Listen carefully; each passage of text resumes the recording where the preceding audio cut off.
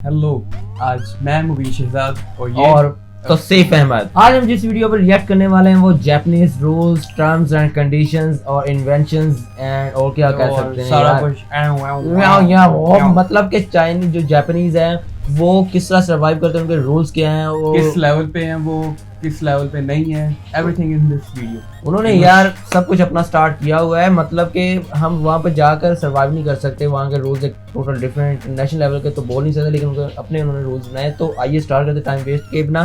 तो स्टार्ट करते हैं 1 2 3। तो चलिए अब देखते हैं जापान के कुछ अजीब फैक्ट्स जो दुनिया से अलग हैं। पिक्चर अच्छी दोस्तों, जापान में ट्रैफिक रूल्स काफी स्ट्रिक्ट हैं, क्योंकि अगर जापान में आपने अपनी साइकिल को भी गलत तरीके से पार्क किया तो बाइक की तरह आपके साइकिल का भी चालान हो सकता है। आप ये बात सुनकर हैरान रह जाएंगे कि जापान की ज्यादातर सुपरमार्केट्स में दुकानदार नहीं होते, लेकिन फिर भी वहाँ चोरी नाम की कोई चीज नहीं। इधर बिल्कुल और वहाँ उल्टा है। शॉप्स का सारा काम वेंडिंग मशीन ही करती हैं। जापान में पैदल चलने वालों के लिए अलग अलग यहाँ पे वेंडिंग मशीन उधर खुल जाती तेज है। चलने वालों के लिए अलग लाइन और स्लो चलने के वालों के लिए अलग, जो कि सिर्फ हमें जापान में ही देखने को मिलता है। दोस्तों, यहाँ सड़कों पर सफाई करने वालों का काम बहुत ही मुश्किल होता है। आप सोच रहे होंगे कि शायद लोग वहाँ ज्यादा कचरा फेंकते होंगे, मगर ऐसा बिल्कुल नहीं, बल्कि वहाँ सड़कों पर तो कचरा होता ही नहीं है और इसीलिए वहाँ सफाई करने वालों को ये मुश्किल पेश आती है कचरा कहाँ से कि खाएं? साफ करें और उन्हें छोटे छोटे चिमटे उठाकर हर रोज सड़क को खुरचना पड़ता है। लेकिन अफसोस के टेक्नोलॉजी तो बहुत दूर की बात है, हम तो सफाई के मामले में भी जापान से 100 गुना पीछे हैं।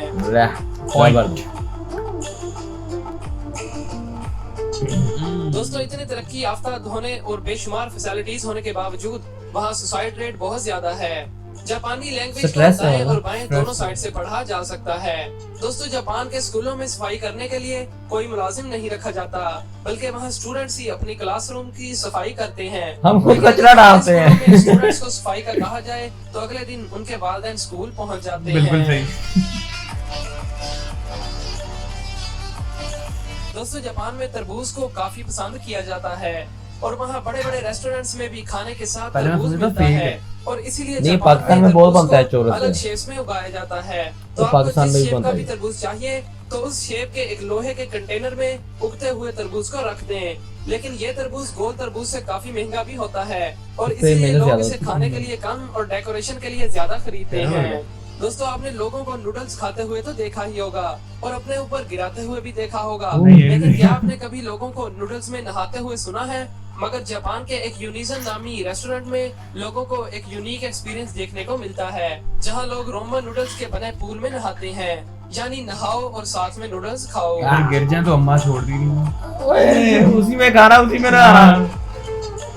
दोस्तों, आपने कई बार किटकैट तो खाई ही होगी, मैंने गुदगुदी जो की कि थी। हमारी कंट्री में 1-2 फ्लेवर्स में ही आती है, मगर जापान में ये किटकैट तकरीबन 40 फ्लेवर्स में आती है, जिनमें जबरदस्त। Sweet potato, chilli pepper, wasabi, cherry, watermelon और कॉर्न वगैरह शामिल हैं। और यही नहीं कि इन फ्लेवर्स की किटकैट बनती हैं, बल्कि इनकी सेल भी बहुत ज्यादा होती है, क्योंकि जापान के लोग किटकैट खाने के बहुत शौकीन हैं। तो दोस्तों, आगे बढ़ने से पहले इस वीडियो को लाइक जरूर कर दें और हमारे चैनल को सब्सक्राइब करके साथ मौजूद बेल आइकन को भी दबा दें। समझ गए होंगे।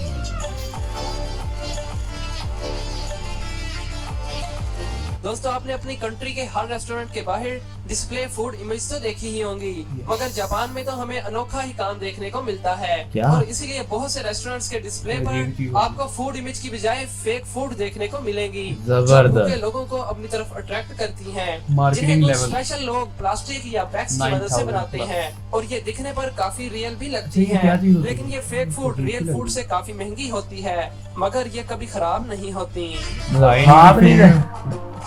मतलब डिमी कह लो ना दोस्तों, इसको। जापान के लोग धूप और बारिश से बचने के लिए अपने साथ अम्ब्रेला यानी छतरी रखते हैं और इसीलिए वहाँ बड़ी बड़ी बिल्डिंग्स के बाहर अम्ब्रेला के पार्किंग स्टैंड बनाए गए हैं, जहाँ आप अपनी अम्ब्रेला को डालकर उसे लॉक कर सकते हैं और वापस जाते हुए उस लॉक से अम्ब्रेला को बाहर भी निकाल सकते हैं। दोस्तों, कुछ लोग खाना खाते हुए अजीब अजीब आवाजें निकालते रहते हैं, जिसकी वजह से साथ बैठे लोग काफी डिस्टर्ब भी होते हैं। मगर जापान में तो ये उल्टा है, क्योंकि अगर जापान में आपने नूडल्स या सूप पीते हुए आवाजें निकाली तो इसका मतलब है कि आपको खाना पसंद आया, लेकिन अगर आवाजें नहीं निकाली तो इसका मतलब है कि आपको खाना नहीं पसंद आया।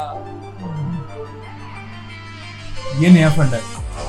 ये फर्स्ट टाइम सुन रहा हूँ। दोस्तों, जापान की ट्रैफिक लाइट्स में ग्रीन कलर की जगह ब्लू कलर होता है और इसकी वजह है उनकी लैंग्वेज, क्योंकि जापानी लैंग्वेज में ग्रीन और ब्लू के लिए एक ही लफ्ज इस्तेमाल होता है।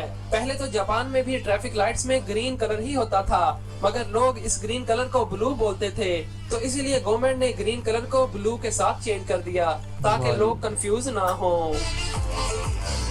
हमारे चलते ही नहीं सारे कभी। दोस्तों 1940 की दहाई में जापान के साइंटिस्ट कुछ रैबिट्स पर रिसर्च करने के लिए उन्हें एक आइलैंड पर ले गए और रिसर्च के बाद उन्हें उसी आइलैंड पर छोड़ दिया गया। मगर आज 80 साल बाद उस आइलैंड पर रैबिट का सैलाब है, क्योंकि आपको इस आइलैंड पर हर जगह खरगोश ही खरगोश देखने को मिलेंगे। ये इनकी जिससे अफजाइश टूरिस्ट बहुत काफी तेज है। attract भी होते हैं। इधर भी पाल है ऐसे ही होते हैं। हाँ, रातों रात मतलब एक मंथ में मेरा दोस्तों कई बार बर्गर खाते वक्त हमारे मुंह पर केचप या सॉस वगैरह लग जाती है और कई बार तो नकली मूंछें भी बन जाती हैं, जिसे देखकर सब हम पर हंसते हैं। तो इसीलिए वहाँ के रेस्टोरेंट्स में बर्गर वगैरह के साथ ये फेस नैपकिन वाला कार्ड दिया जाता है, जिसे सामने रखकर हम आसानी के साथ बर्गर वगैरह खा सकते हैं। दोस्तों जापान के लोग काफी मेहनती होते हैं और उन्हें रात गए तक काम करना पड़ता है, जिसकी वजह से उनकी नींद भी पूरी नहीं होती। तो इसीलिए वहाँ काम पर सोना कोई बुरी बात नहीं, बल्कि वहाँ जो लोग भी ड्यूटी के वक्त सोते हैं उन्हें ज्यादा मेहनती समझा जाता है। तो इसलिए कुछ लोग ड्यूटी के वक्त सोने का नाटक भी करते हैं। फिर आज मैं जाके शॉप पे सोऊंगा, पक्की बात है। दोस्तों आपके आसपास बहुत से ऐसे लोग होंगे कि जिनको गाने का तो शौक होगा, मगर उनकी आवाज बहुत बेसुरी होती है और उसे सुनकर सब अपने कानों पर हाथ रख लेते हैं। तो इन्हीं लोगों के लिए जापान ने एक स्पेशल क्रोक तैयार किया है।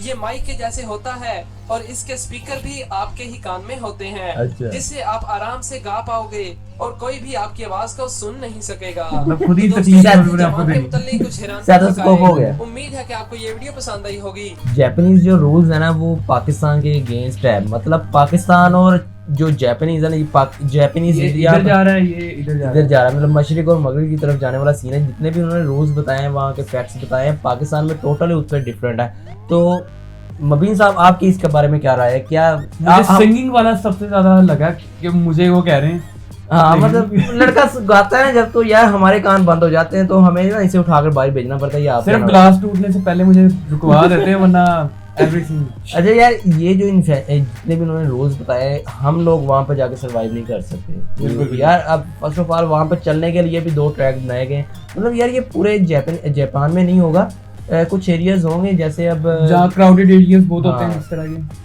वहाँ पर पैदल ही चलते हैं। और जो बाइसिकल वाला काम है वो भी जेन्युइन बताया उन्होंने। और इसके अलावा इशारे जो थे, ट्रैफिक लाइट्स जो थी, ट्रैफिक लाइट्स और रूल्स इनके काफी उन्होंने अपनी आवाम के लिए काफी आसानी की है कि जिसमें आवाम को भी नुकसान ना हो और गवर्नमेंट को भी नुकसान ना हो। एक्चुअली ये होता है आवाम के लिए ही है, मतलब हम लोगों के लिए, जैसे हमारे मुल्क में भी रूल बनाए गए हैं, लेकिन वो हम लोग फॉलो नहीं करते। वो एक्चुअल में बनाए हमारे लिए गए हैं, हमारी हेल्थ के लिए, हमारी फिटनेस, हमारे वो जो मतलब एक्सीडेंट के लिए। अब रूल फॉलो अगर हम करेंगे, रोड रूल फॉलो करेंगे, तो हमारे लिए कभी कोई मुश्किलात नहीं होगी, कोई एक्सीडेंट नहीं होगा। हम सिर्फ वो 1 मिनट देखते हैं जो इशारे पे हमने खड़ा होना है, वेट करना है कि यार वो रुक गए तो पता नहीं कितना क्या से क्या इधर का उधर हो जाएगा, लेकिन नहीं। अगर आप चाहते हैं कि हम इस तरह के फैक्ट्स और वीडियोस पर रिएक्ट करें, तो नीचे कमेंट्स में उसका नाम या हमें PM करें। इस चैनल को सब्सक्राइब करना, बेल आइकन पे क्लिक करना और वीडियो को लाइक करना, शेयर करना, कमेंट्स करना भूलना नहीं है। और सबसे अहम बात, इस वीडियो में अगर आपके लिए सबसे ज़बरदस्त और फैक्ट आपको जो मतलब शॉक लगा है, उसका आप मुझे कमेंट्स में बताएं कौन सा फैक्ट है जो आपको पाकिस्तान के अंदर अप्लाई करवाने की कोशिश करेंगे। हाँ, तो क्योंकि हमारे जो PM साहब हैं उनके साथ डायरेक्ट ताल्लुकात हैं,